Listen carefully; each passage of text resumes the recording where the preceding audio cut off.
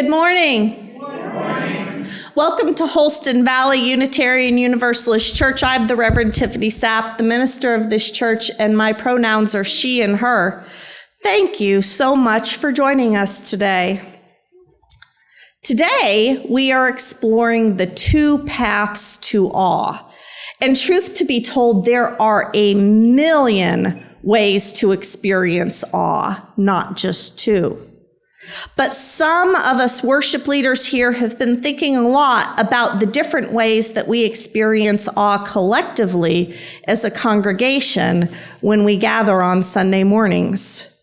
Our different approaches to music and experiencing awe here are represented by two different opening hymns, and we're going to sing them one right after the other this morning.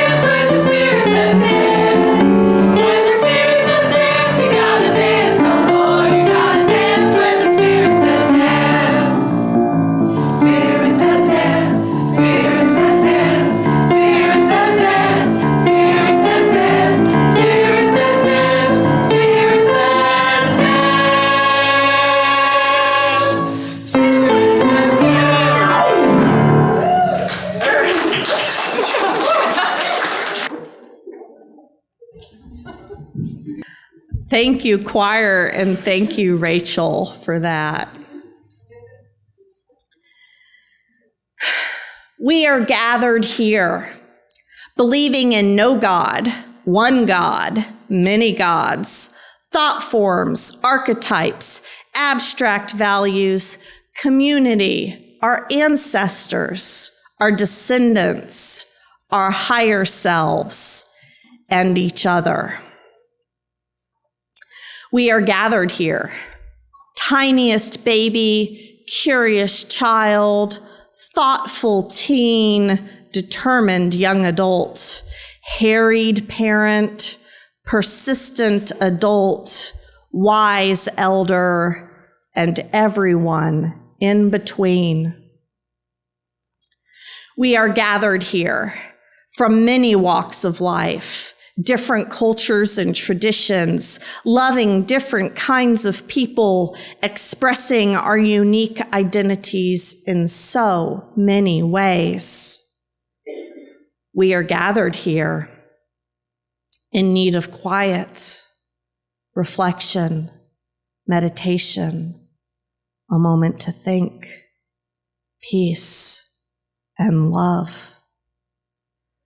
We are gathered here in need of exciting rhythms, clapping, laughing, an invitation to feel joy and love. Spirit, draw near in the mystery of this hour. Spirit, say do, and laugh and sing and dance.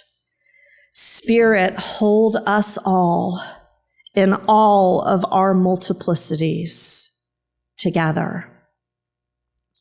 Please join us in a moment of quiet contemplation.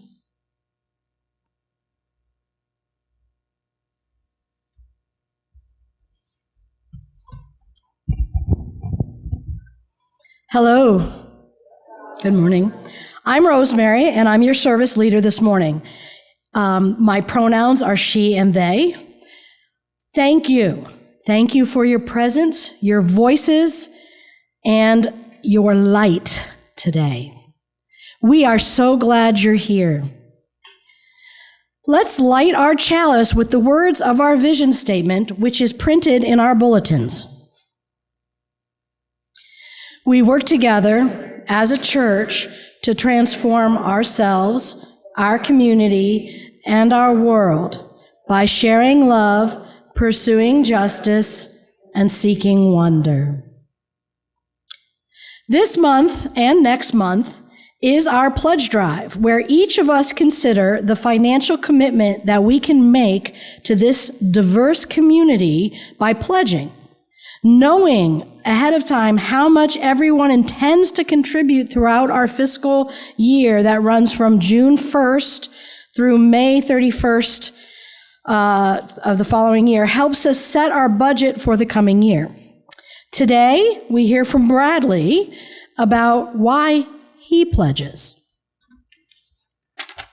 Good morning. Do you all remember the movie Cabaret?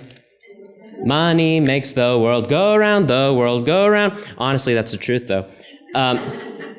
I've been at this church since 2017, and there's so many things that I've looked at and some that I still look at and say, we need to fix that, we need to improve that, we need to whatever, but it requires some money. For a very long time, I was confused on what a pledge meant. No one explained it well enough for me to understand for a long time. Now, maybe this is a common word in churches. Everyone has heard of a pledge, but I never really went to church. So I'm going to take this opportunity to explain what a pledge is, because if I was confused, someone here might be confused too. If you are a financially responsible person, you have a budget. You look at how much money you spend paying bills and buying groceries and gas and medicine and your kids' piano lessons and all that money that you spend, and you write down that number on a piece of paper. And you know you have to make in income more money than that amount of expenses that you do. The income number is usually a very easy number to find because you have a paycheck. You know exactly how much money you make a month. And you can budget based on those numbers, the amount of money you spend in a month versus the amount you make in a month. Now, as a church, we do the same thing, but it's more difficult because we don't get a paycheck. We don't know exactly how much money we're going to get each month. We might have more people show up on one month than another. Someone might have lost their job or gone to college, and so they need to cut back. Someone might have died, and they donated tons of money to the church in their will. We have no idea. The idea of a pledge is to give us a number to work with. If I'm going to stay at this church and I give every month $25, I just tell the church ahead of time. I say, hey, by the end of the fiscal year, I, Bradley, will give you $300. If everyone does that, and we have everyone's numbers, then we know our income for the year, and we can work and be efficient as a church. Why do I pledge? I never enjoyed going to church until I came to this one. I didn't even want to go my first time. My friend Will heard about this church and asked me to go with him as his church buddy. And I wanted to say, absolutely not. Churches give me the heebie-jeebies. Church culture gives me the heebie-jeebies. I'm going to feel really uncomfortable. I have to say no. But he was my best friend, and he was being very vulnerable, and he needed my help, and I would do anything for a friend. People are so nice here. They do not judge you. They do not critique your beliefs. They are sympathetic human beings who have the mental strength to say, I may not like it, I may not agree with it, but it helps you and gives you joy, so I support it. It's so refreshing in this world to have a group of people say, we don't have all the answers. And that's kind of the point. We are knowledge seekers. We go out to different parts of the world, different experiences, different backgrounds, different books, different people, different discoveries. We find all the differences and we bring them back here to share. Unfortunately, we live in a building where roofs leak and kitchens explode, and a minister has a son and a snake to feed, and a dog, and we may think we are spiritual beings, but unfortunately we are material girls living in a material world. And so money is needed. We have done so much as a church since I started coming in 2017, and it's because of the generosity of the congregation and nobody else. It's because of viewers like you. Thank you. It makes the world go round. It makes the world we want to live in go round. If you haven't made one yet, there are cards by the visitors table so you can make your pledge. Pledge. Make a pledge. Thank you.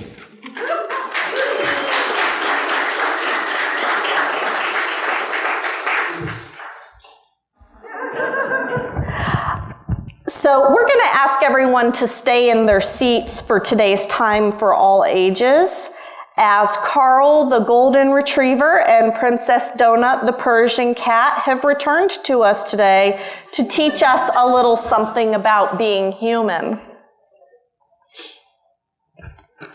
Good morning, Donut. How are you today?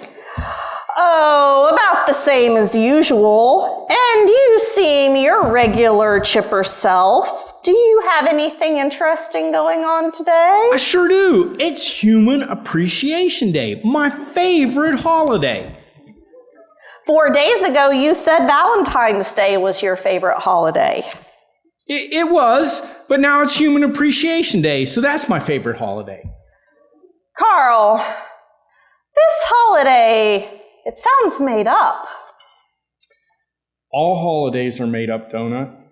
Oh, well, you've got me there.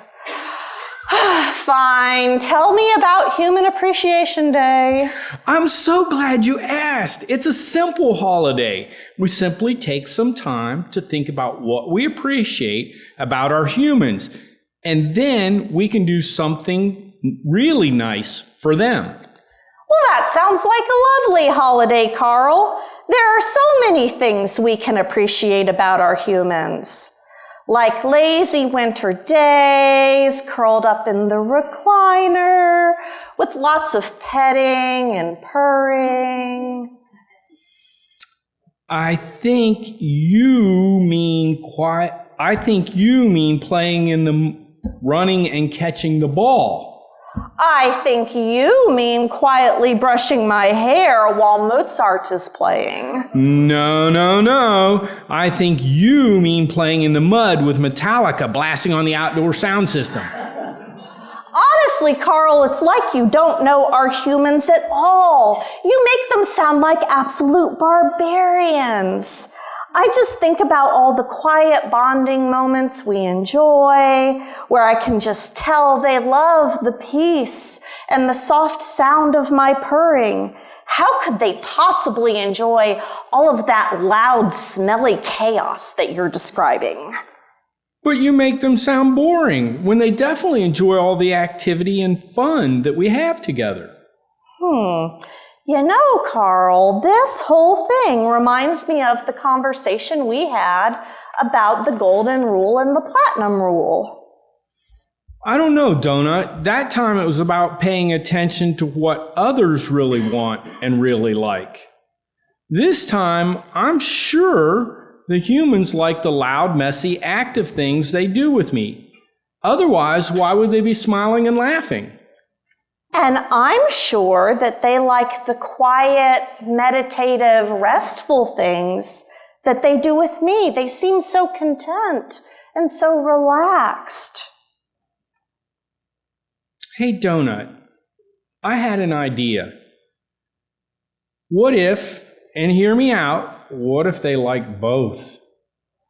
You mean that sometimes they like peace and sometimes they like to get all energized? Exactly. Well, you know, that might explain why they keep both of us around. I guess we can appreciate both sides of these humans. I agree, Donut. That is some excellent appreciating we are doing on Human Appreciation Day. They are so worth appreciating, Carl. This is an excellent made-up holiday. Now we just need to do something really nice for them. I am way ahead of you, Carl. What is their favorite thing to do for us in the whole world? Give us treats. That's a great idea, Donut. Let's go find them right now and let them know that we are ready to let them give us treats.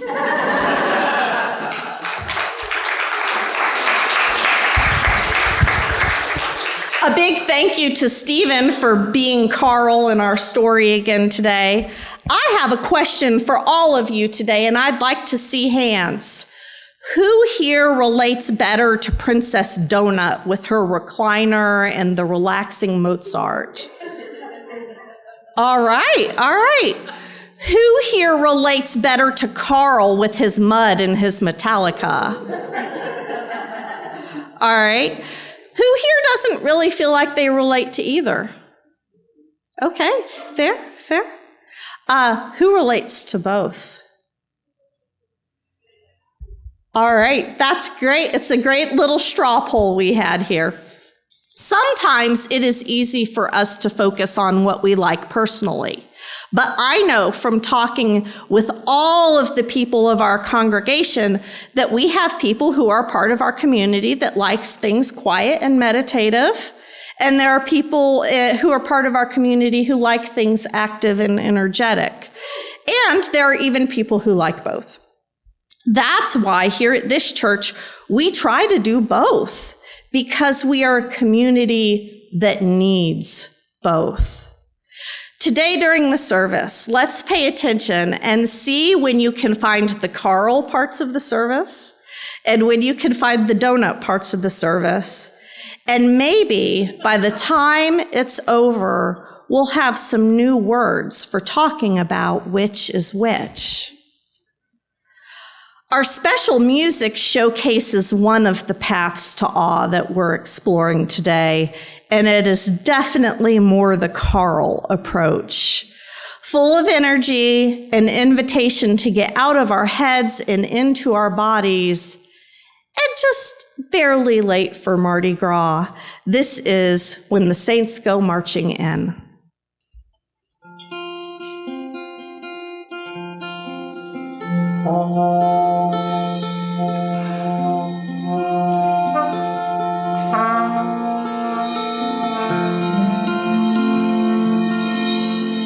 Oh, when the stars fall from the sky. Oh, when the stars fall from the sky. I wanna be in that number. When the saints go marching in.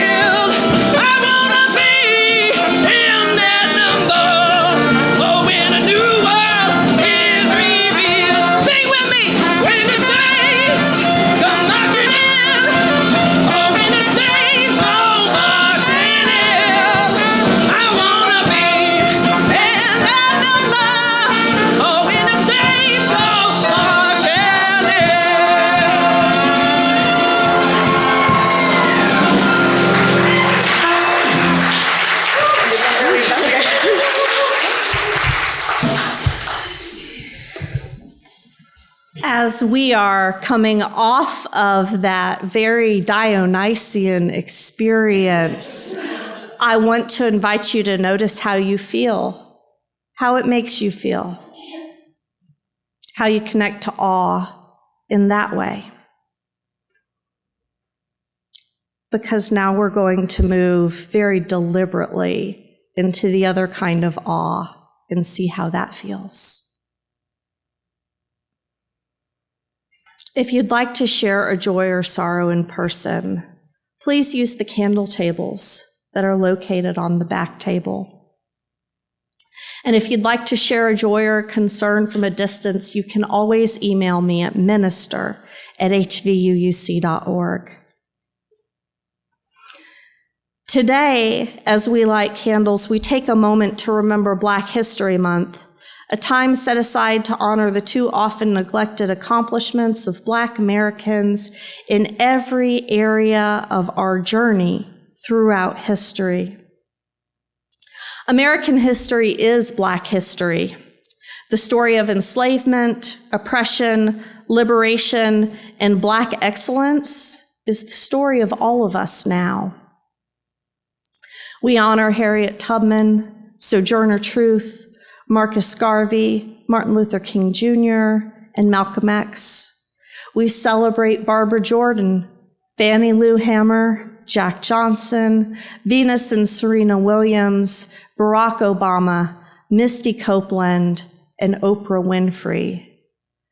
Thank you for lighting that candle of gratitude and celebration for Black liberators and Black excellence. I'm pleased to share with you that we've been in touch with Dana all through this week, and she reports that Bob got out of the hospital Thursday and that they are driving home right now.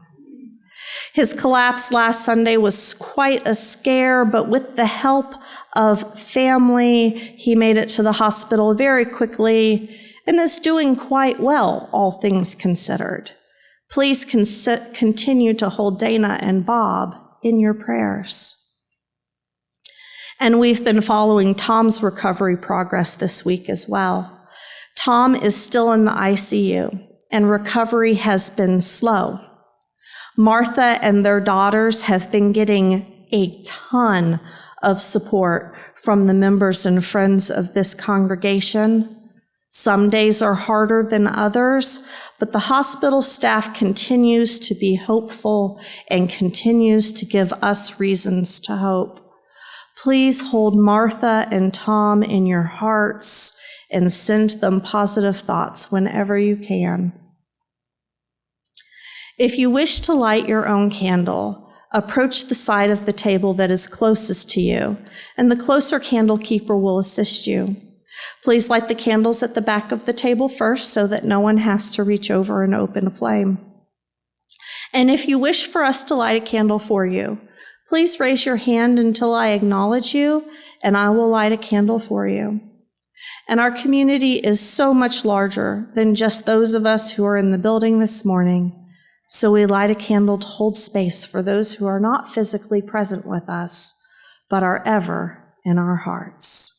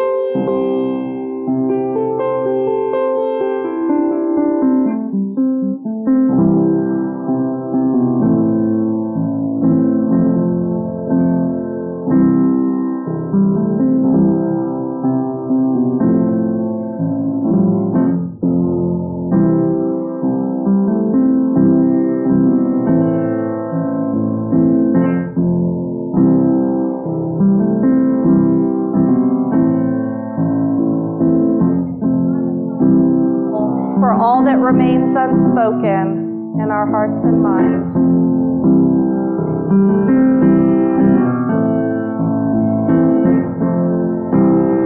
When I breathe in, I breathe in peace. When I breathe out, I breathe out love. When I breathe in, I breathe in peace. When I breathe out, I breathe out love. When I breathe in, I breathe in peace. When I breathe out, I'll breathe out loud. When I breathe in, I'll breathe in peace. When I breathe out, I'll breathe out love. When I breathe in, I'll breathe in peace. When I breathe out, I'll breathe out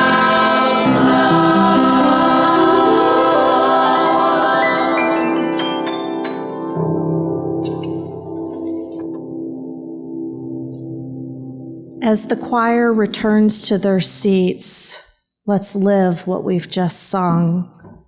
I invite you to slowly and deeply breathe in peace. You may close your eyes if you wish. And slowly, deeply breathe out love.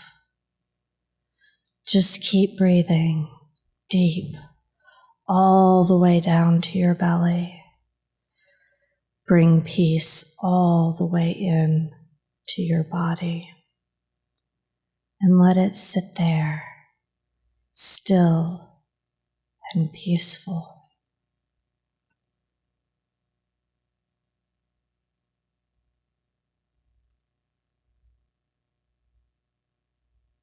And then feel the love you have for yourself, for the people around you, for the natural world, for so many gifts of gratitude in your life. And breathe out love. Keep breathing deep and slow.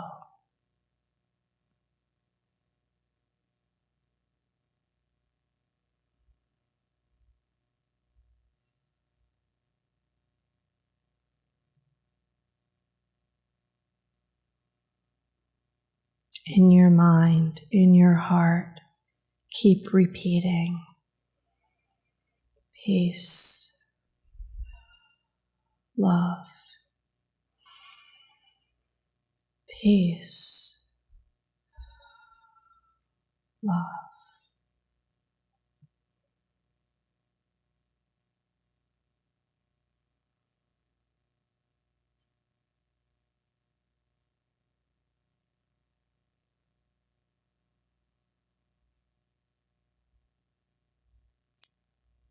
See if you can notice the stillness within you, especially in that moment of pause between breathing in and breathing out.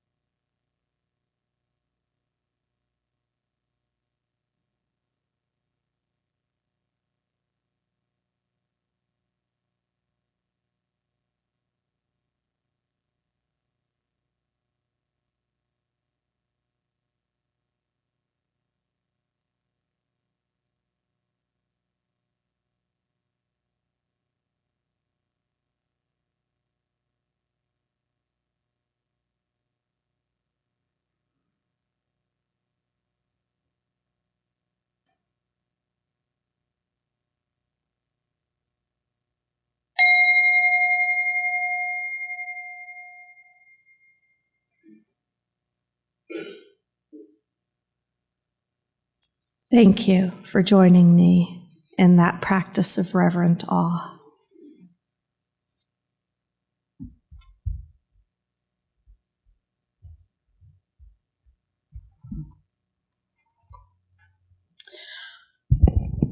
Our reading is a poem written by Unitarian Universalist minister Leslie Takahashi. You can find it in the anthology Voices from the Margins, as well as in the book Becoming a Spiritual Guide for Navigating Adulthood.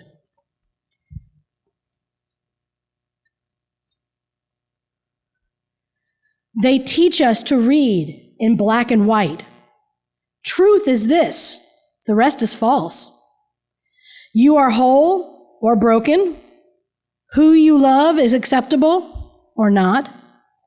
Life tells its truth in many hues. We are taught to think in either or, to believe the teachings of Jesus or Buddha, to believe in human potential or a power beyond a single will. I am broken or I'm powerful. Life embraces multiple truths, speaks of both and of and. We are taught to see in absolutes, good versus evil, male versus female, old versus young, gay versus straight. Let us see the fractions, the spectrums, the margins. Let us open our hearts to the complexities of our worlds. Let us make our lives sanctuaries to nurture our many identities. The day is coming when all will know that the rainbow world is more gorgeous than monochrome, that a river of identities can ebb and flow over the static, stubborn rocks in its course, and that the margins hold the center. Life embraces multiple truths, speaks of both and of and.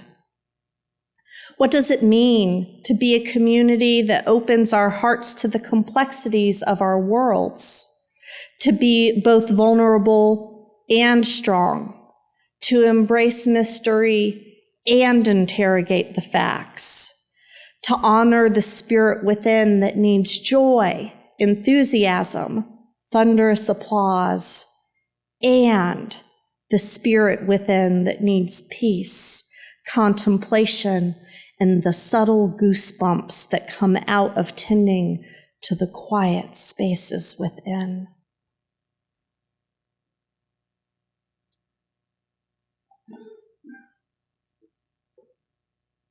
This is a question that weighs on my mind weekly as I work with the religious services team and the music team to craft services that try to honor the breadth and depth of human experience and human need.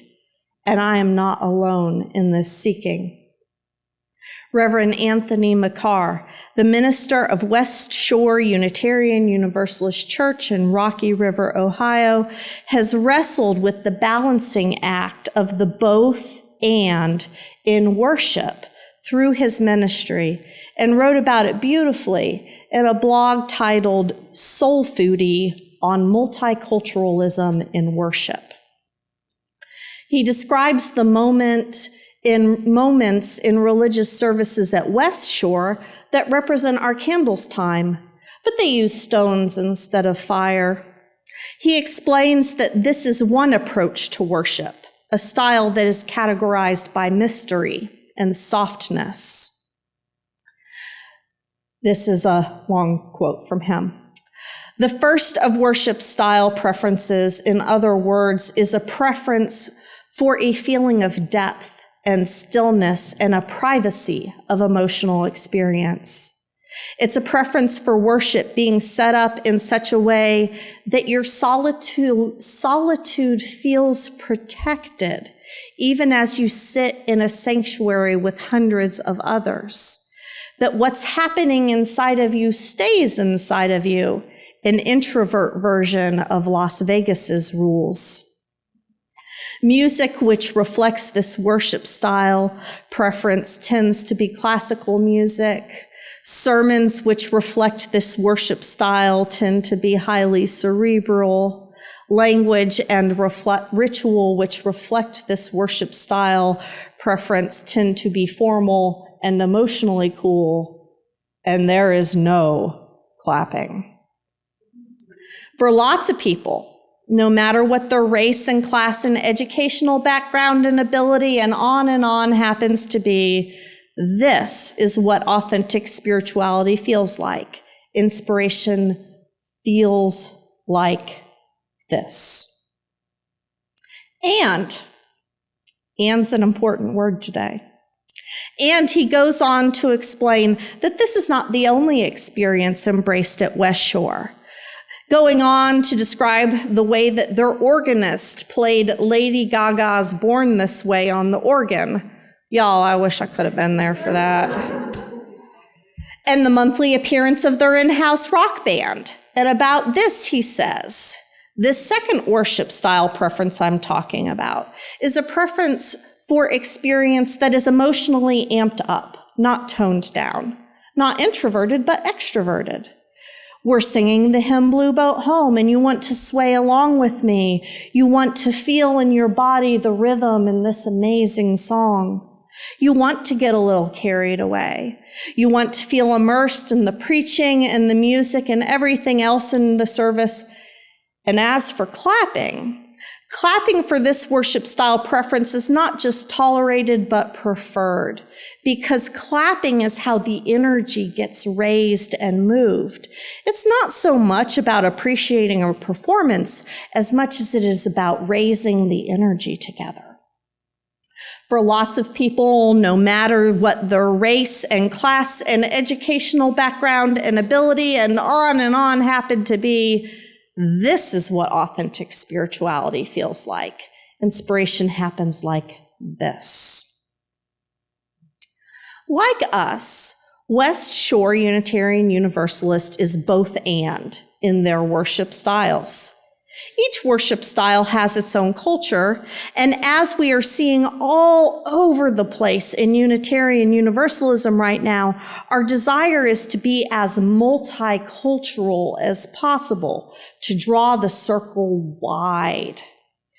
When we conceptualize the push and pull of these two approaches, we often look at it in terms of, well, these people like this, and these people like this, as if I can't enjoy both Mozart and Metallica. But I do. Just not at the same time. Though if I ever get a chance to do both at the same time, I'll let you know how that goes. Not only do I like Mozart and Metallica, but I also enjoy Lil Nas X and the Indigo Girls and ABBA and African drumming and classical guitar and whatever strange electronic music it is that plays on my car on the way to school in the morning. Which leads me to want to make the case today that we're not just a both and congregation in that we contain folks with both preferences and try to represent both in what we do here. I want to also make the case that humans, all humans, really are made to be both and sorts of people.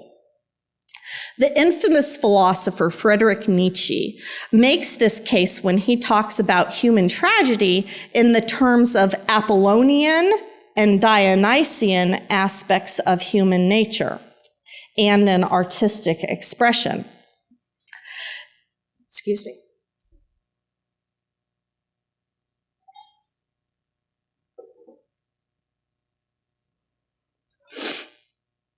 These terms he's using call back to the ancient Greek conceptualizations of the gods.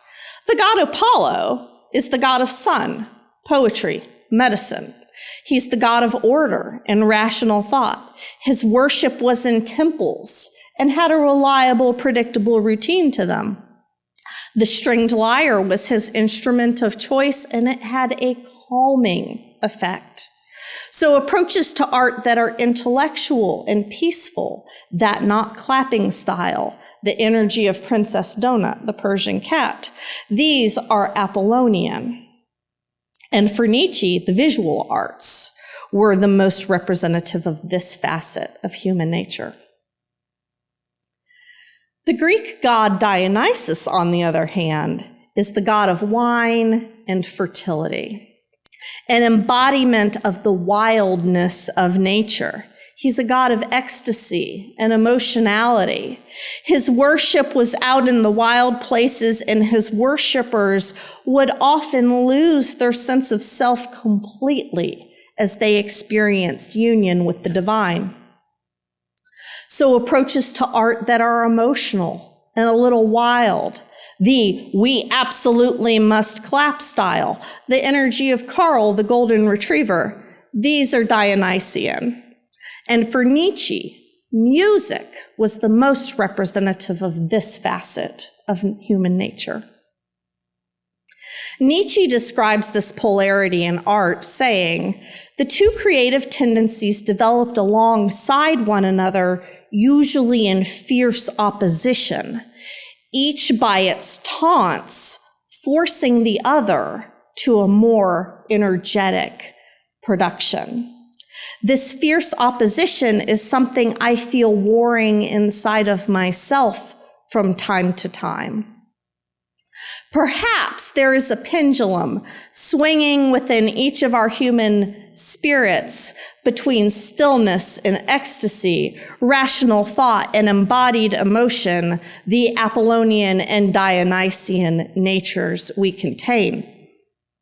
Like Nietzsche, I think the most compelling forms of human expression are the ones that bring these two things together, that take these margins and bring them back to the center. Nietzsche says that it is within the Greek tragedy is art form, that the Apollonian art and the Dionysian art collide. It's a play. It is both audio and visual. And within the narratives of these human dramas in the tragedy, we see the Apollonian and the Dionysian nature, aspects of human nature, the push and the pull that the heroes of the story experience. It is both and. And it's an art form that invites us to look within and ponder how we personally contain and experience both our contemplative selves and our ecstatic selves. When I look at my own personal experiences of awe, I can see the both and in my own life, and I bet you can too. Stories of Dionysian awe abound. A summer day where a very tiny member of my family was so excited to be at the beach that he threw his arms up in the air and hollered with ecstasy as he ran to the waves, and I chose to join him in the hollering and the fun. A rock concert where we forget everything but dancing to the music. Ziplining through a forest canopy, screaming the entire way, feeling my soul take flight. Singing Bohemian Rhapsody in the car with friends. You know you've done it. And the first time I ever heard this congregation sing "We Are Building a New Way," and raising energy with you all at our New Year's fire communion service. It's the awe of the Maori haka dance, the speaking in tongues of the Pentecostal communities, reclaiming witchcraft's spiral dance, and the whirling dervish of Sufi Islam. The benefits of these Dionysian experiences are that they reconnect us to our bodies and to our emotions. They get us out of our heads. And in this day and age, that's quite an achievement and much needed. As much as we are sometimes tempted to be some sort of head in a jar, separated from the complexities that come with having emotions and bodies, we do need to feel. I believe that these approaches to awe, which we see embodied most clearly in the South with contemporary style Christian worship, are having a resurgence, at least in part because we have neglected these things within ourselves for a couple of centuries now. There are downsides to this approach too. Some people have genuine sensitivities to the volume of noise that comes with many of the ecstatic approaches to awe. It can cause overwhelm and overstimulation in some. And religious experiences that are solely Dionysian can give too much power to religious authorities that can use the adrenaline and oxytocin of these experiences to manipulate people in dangerous and exploitative ways. Sometimes we need the prefrontal cortex of our brain to keep us from making horrible decisions. The Dionysian joy of the Maenad worshipers in ancient Greece would end with a hangover at best and bloody carnage at worst, which is why, as much as I love losing myself in this sort of embodied experience of awe, I still need a both and approach.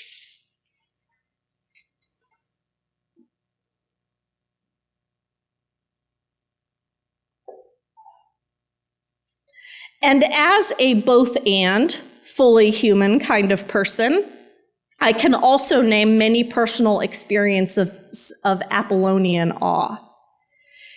Hearing a violin play meditation from the opera Thais for the first time, sitting quietly on a mountaintop, watching hawks soar on updrafts and wondering what's happening below, holding a friend's hand while waiting for important news and knowing that I'm not alone, reading from the Tao Te Ching, getting so deep into meditation that all my worries fall away and I believe that all will be well no matter what, lighting candles with you all while James beautifully improvises on the piano, breaking bread and pouring wine with a circle of you on Ash Wednesday. It's the awe of stained glass windows in stone cathedrals, of lighting Shabbat candles at sunset on Friday, of doing walking meditation at the Buddhist temple, and letting your body sink into Savasana position at the end of a yoga session. Best feeling on the planet. The benefits of these Apollonian experiences are that they invite us to slow down and be reflective, something that is much needed in a too busy and overstimulated world.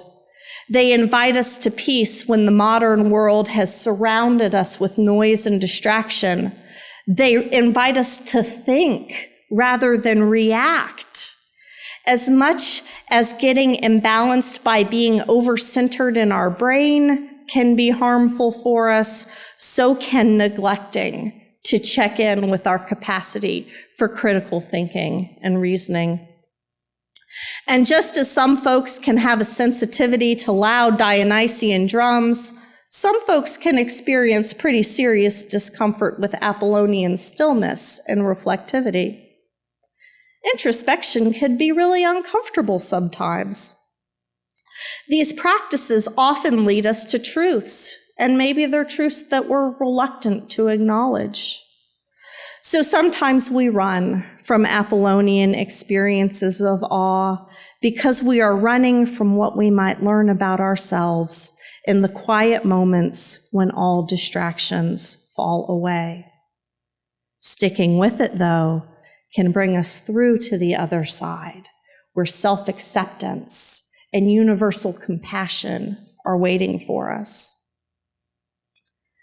Building a both-and community and creating enough spaces in our lives and our practices to experience the both-andness of our human psyches is a challenge that will be different for each of us because we all have different natural preferences. if we can embrace a little bit of discomfort and seek to experience the aspects of human expression that are more challenging for us personally, though, we can grow both as individuals and as a community. Brené Brown speaks to the benefits of experiencing awe together as a community in her book, Atlas of the Heart. She cites researchers who say experiencing awe leads people to cooperate, share resources, and even sacrifice for each other.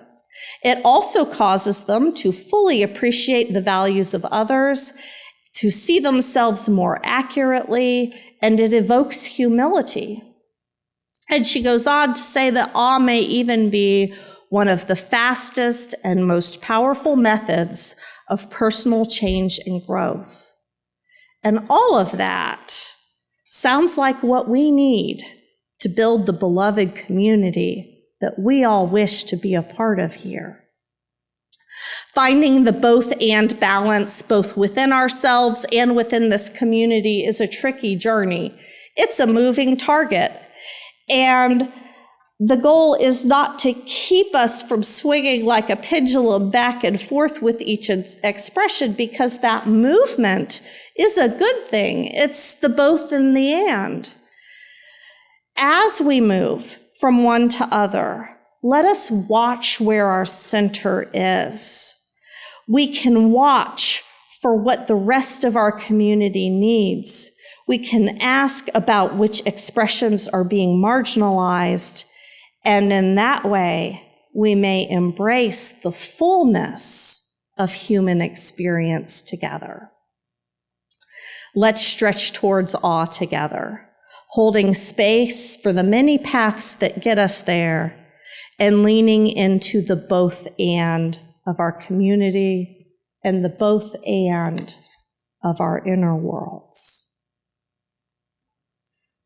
As flame is to spirit, so spirit is to breath, and breath to song. Though we extinguish the flame in this sanctuary, may we tend it in our hearts until we meet again.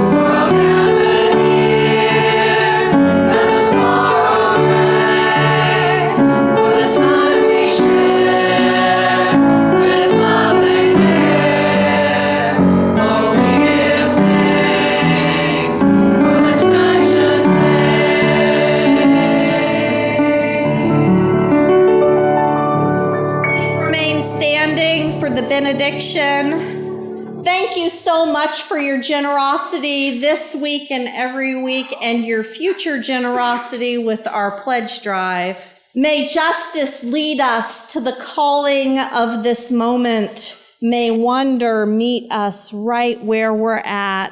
May we discover our collaborators and our companions, and may love guide us on our journey of transformation. Blessed be, amen, and go in peace. Saints go marching in. Let us march now.